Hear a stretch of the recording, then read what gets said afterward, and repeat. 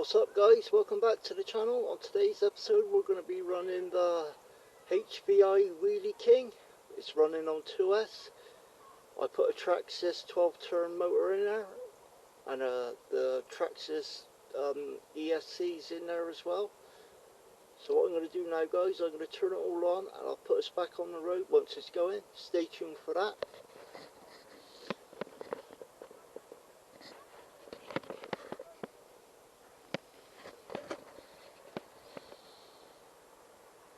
Oh yeah guys, my head mount's broke, so I'm going to have to find a way of filming it a different way than from my head.